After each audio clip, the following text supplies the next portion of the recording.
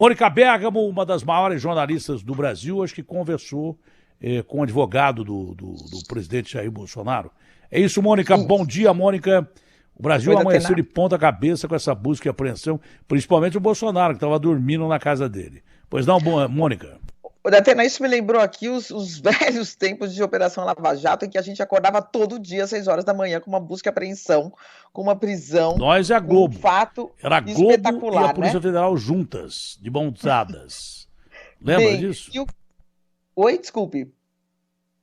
Não, você lembra disso? Tinha sempre um repórter da Globo junto com jaqueta da polícia e tal. Mérito Mas deles. a gente conseguia, como eles tinham lá o compromisso de esperar, a gente conseguia furar, né? Mas enfim, o que acontece? Eu falei agora com o advogado, falei há um pouco tempo atrás com o advogado Paulo Cunha Bueno, que defende Jair Bolsonaro, e ele me disse o seguinte, que o presidente da República foi intimado a depor logo depois da operação.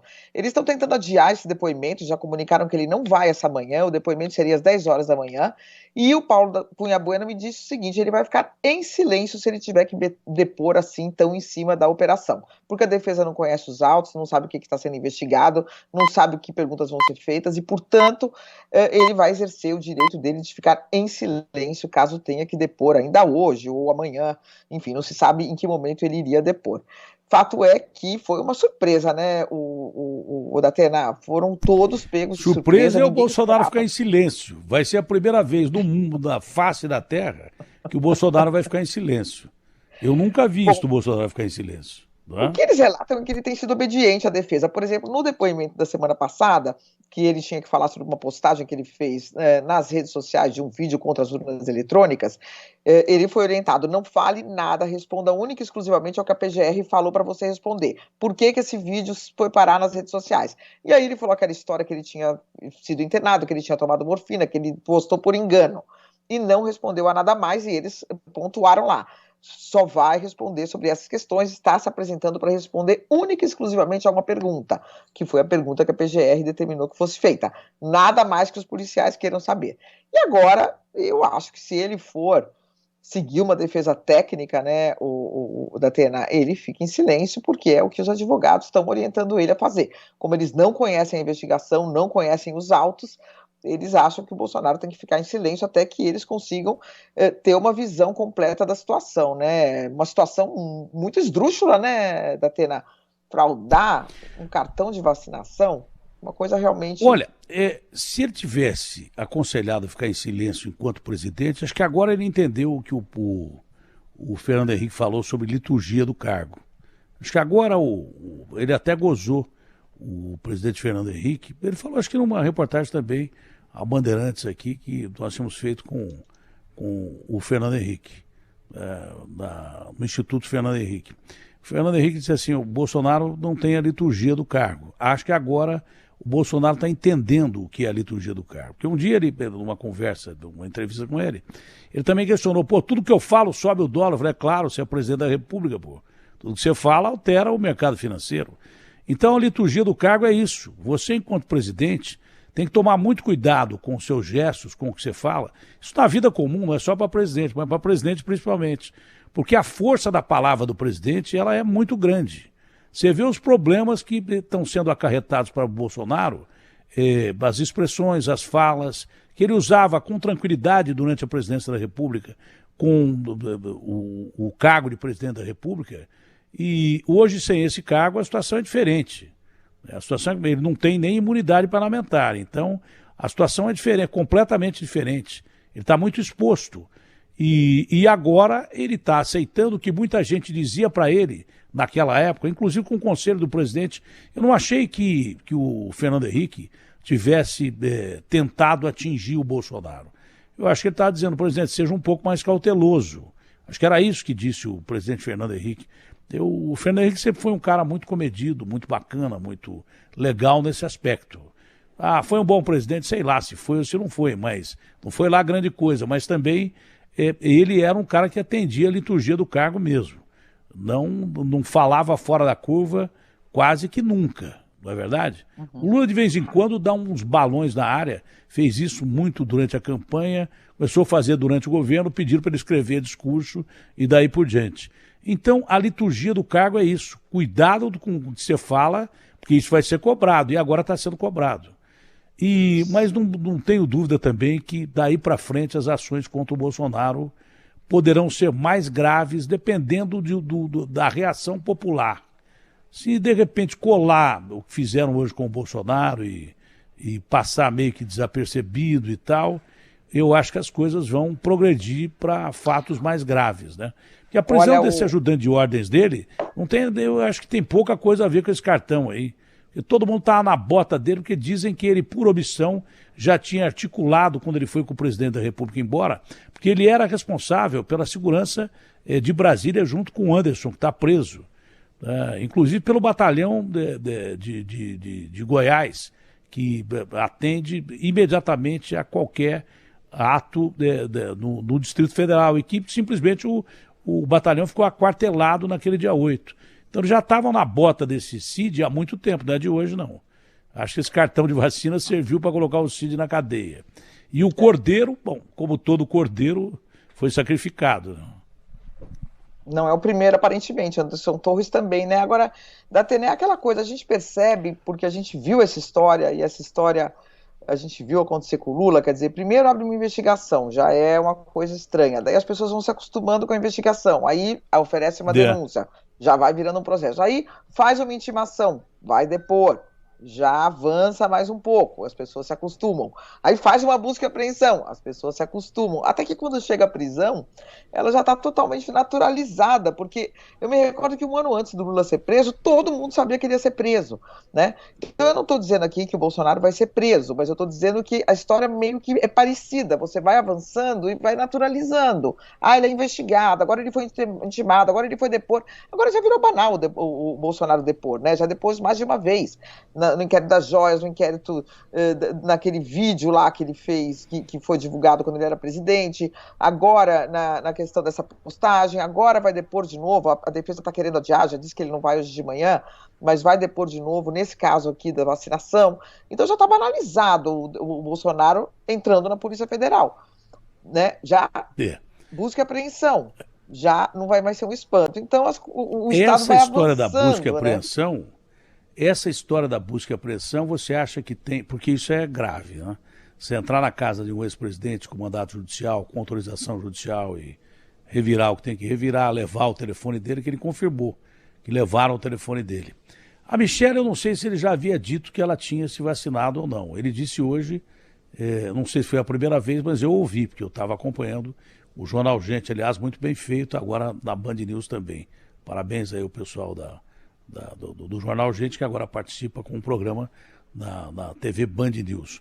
Agora, um programa que eu nunca consegui na minha vida, me ofereceram uma vez e depois nunca mais ofereceram, mas seria muito legal ter trabalhado na Band News TV. Agora também não quero mais. Agora, Mônica, qual é a repercussão direta que você acha que vai ter essa busca e apreensão, que é a mais séria? É mais sério que um depoimento qualquer, essa busca e apreensão na casa do presidente. Que influência você acha que vai ter no cenário político do país? Você que é muito bem informada, talvez a jornalista mais bem informada do Brasil. Eu acho que coloca o ex-presidente na berlinda, né, Datena, e coloca o ex-presidente num caminho de ficar fora da política institucional, né, reforça aquela sensação de que sim, ele vai se tornar inelegível no Tribunal Superior Eleitoral, reforça a sensação de que não, ele não terá forças para se contrapor a isso e para daqui a 2 anos voltar a ficar elegível. Quer dizer, o Lula fez todo um percurso, mas a gente não pode esquecer que o Lula ficou 580 dias preso, não conseguiu ser candidato à presidência da República, que isso levou o PT a uma derrota, né, para o próprio Bolsonaro em 2018. Então, reforça essa sensação, essa impressão de que o Bolsonaro está num caminho muito difícil e que talvez não consiga se manter como a maior liderança da direita. Quer dizer, ele pode se manter como a maior liderança da direita, mas não como uma figura viável para ganhar uma eleição novamente. Então, isso esvazia muito a liderança dele. E na política não tem vácuo, né, Datena? A partir do momento em que ele se torna inviável como candidato, surgem vários outros candidatos que já estão surgindo, né? Só não colocam a cabeça muito para fora porque o Bolsonaro ainda está aí, está elegível, é popular, voltou a atuar, voltou a ir para eventos políticos, para comícios, para agrishow.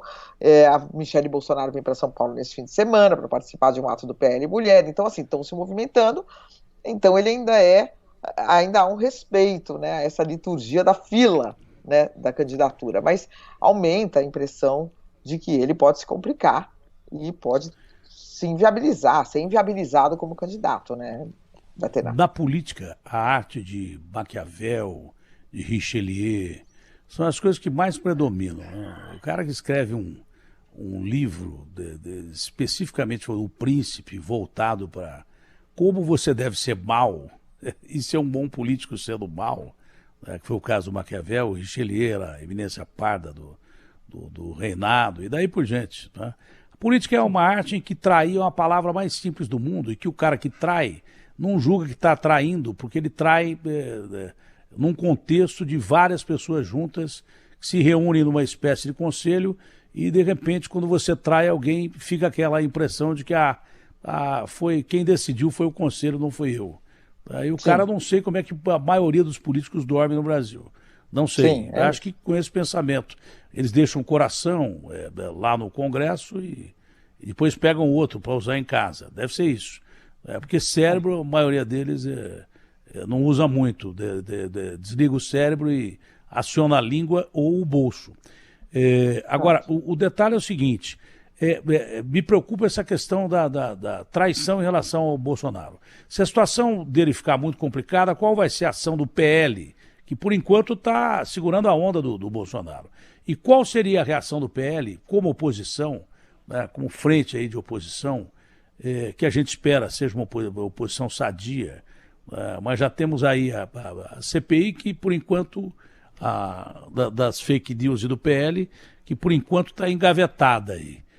Que reação direta? Isso aí pode destravar a CPI, pode complicar, não só essa das fake news, mas outras decisões importantes do governo que precisa do Congresso para governar. O Lula é muito hábil para isso, mas tem do outro lado o tal de Arthur Lira, que não é mole, né? O Arthur Lira e o Pacheco também, que é um político habilidoso. Datena, eu acho que o PL, o Bolsonaro é muito útil para o PL, sendo ou não candidato a presidente da República. O PL, o Valdemar Costa Neto, ele é muito hábil, né, nisso. Quer dizer, você se recorda quando ele abrigou o Tiririca, e o Tiririca fez a bancada do PL explodir na Câmara dos Deputados. Foram eleitos vários deputados ligados a ele, Valdemar Costa Neto, e ele ficou no comando desse fundo partidário gigantesco. Agora a mesma coisa, quer dizer, quando o Bolsonaro entra no PL, eles explodem a bancada, né? É a maior bancada da Câmara dos Deputados. Então, o Bolsonaro, seguramente como cabo eleitoral, ele vai ser excelente em 2026, não é isso? Isso. Para a formação de bancadas e tudo. Então, eu não acredito que o PL vai expulsá-lo, vai deixar de dar suporte a ele, vai deixar de pagar advogado, vai deixar de pagar o aluguel, vai deixar de pagar o salário, porque tanto o Bolsonaro quanto a Michele não necessariamente perdem popularidade por questões judiciais, né? Eles vão continuar, vão ter uma narrativa, vão ter uma explicação pública para tudo o que eles forem, todas as acusações que eles sofrerem, e vão continuar sendo cabos eleitorais muito fortes. Então, eu acredito que o PL, por questão pragmática, não vai trair o Bolsonaro, ou seja, não vai deixar ele para lá, pelo contrário, né? Acho que vai abrigar e vai congregar esses eleitores em torno do partido e vai crescer, ou continuar grande, tendo esse que é um gigantesco cabo, fortíssimo cabo eleitoral, melhor dizendo, né? O Bolsonaro, só para encerrar, do seu ponto de vista, ele está mais comedido por causa da defesa ou ele está temendo alguma coisa mais séria? Eu acho que ele está sendo orientado a não esticar corda porque a conjuntura não é boa para ele, né, Datena? Tem um outro governo, um governo com a caneta na mão, um governo com o comando da Polícia Federal, um governo que enquadrou, de uma certa forma, as Forças Armadas dentro de limites que são os limites que ela tem que atuar, né? Então, claro que a questão militar no Brasil nunca foi resolvida em séculos, não vai ser resolvida nesse governo, mas aparentemente há uma ascendência, né, do presidente Lula, um respeito à liderança e ao governo, ao comando do presidente Lula, e as Forças Armadas estão ali os comandantes hoje das Forças Armadas estão obedecendo esse ritual democrático. Então, o Bolsonaro está meio sem base. Você veja que ele tentou ir para Ribeirão Preto. Não é que ele está sem base, ele está sem a força da caneta, sem a força institucional. Ele foi para Ribeirão Preto, na AgriShow, e o governo cortou o patrocínio da AgriShow, acabou, já dividiu a AgriShow, já não foi aquele passeio, aquele comício maravilhoso, eles adiaram, cancelaram a abertura. Então, é diferente o Bolsonaro no cargo, gritando para o Alexandre de Moraes, pede para sair, e ele fora do cargo sem a força institucional. Então, eu acho que ele está sendo orientado a ficar um pouco mais quieto e a fazer uma defesa técnica e não ficar cutucando a onça com vara curta o tempo todo, que era a especialidade dele, né, quando estava no governo. Essa notícia que você deu foi impressionante. Olha, o Bolsonaro, durante o depoimento, vai ficar em silêncio. Eu nunca ouvi o Bolsonaro, mesmo porque se estivesse em silêncio eu não ouviria, mas eu nunca vi o Bolsonaro em silêncio. Nunca, nunca. Primeira vez na vida que vai ter o silêncio do ex-presidente da República. Mas cautela e caldo de galinha não fazem mal para ninguém. Se ele tivesse pensado dessa forma, na liturgia do cargo, acho que ele teria se dado bem melhor, viu? Podia ter ganho até a eleição, se você quiser saber. Se eu não me engano, o Lula chegou a ficar em silêncio em determinados momentos, né? Eu não estou muito... Sim, deixou de responder a várias questões. E não esquece né? nenhum momento deles. Mas não esquece nenhum momento dele. O Lula, quando você pergunta a prisão dele, ele te dá em dias e horas o tempo que ele ficou na cadeia. Sim, em minutos. Sim, lógico. E ele chora toda vez que fala da prisão. Sim, sim. Então não é brincadeira. O temor da prisão acho que é para todo mundo, vale para todo mundo, porque não é brincadeira não. Principalmente para quem foi o sujeito que teve mais autoridade no país. Mônica, é um prazer em falar com você, obrigado por essas informações. A Mônica Bergamo, a maior jornalista do Brasil, a mais bem informada jornalista do Brasil, tanto que foi colega de um cara que eu amo de paixão, que foi o Ricardo Boechat, faziam um programa juntos, que era maravilhoso, ela, o Zé Simão, e uma turma muito bacana, que jamais vai ser recomposta em qualquer lugar do Brasil.